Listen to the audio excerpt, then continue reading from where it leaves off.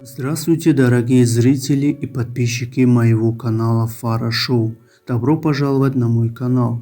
Новый мэр Нью-Йорка принес присягу впервые на Коране.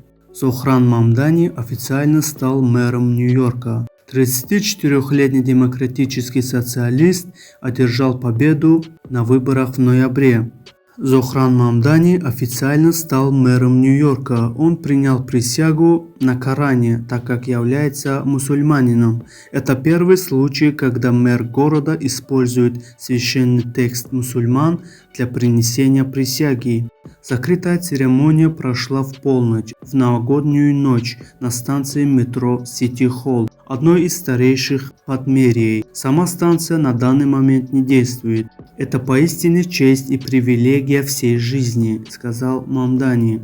В ноябре в Белом доме прошла первая встреча Трампа с Мамдани. Американский лидер счел ее продуктивной и выразил готовность работать с Мамдани, пообещав поддержку Нью-Йорку. А Мамдани назвал Трампа хорошим президентом, несмотря на прошлые разногласия, и отметил общие цели.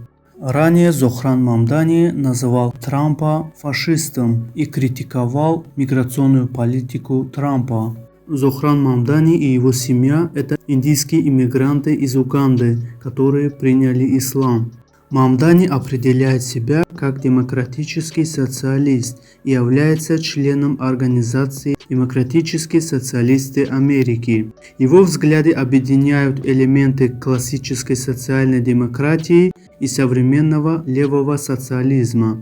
Он выступает за значительное увеличение роли муниципального и государственного секторов в обеспечении базовых благ, за перераспределение ресурсов через налоги на сверхбогатых и жилье с регулируемой арендой, за мобилизацию рабочего электората и за интернационалистскую солидарность с глобальными движениями за права человека. Кстати, мэр города Лондон, Великобритания, Садик Хан тоже является мусульманином, сын пакистанских иммигрантов. Он родился в Лондоне. Его отец был водителем автобуса.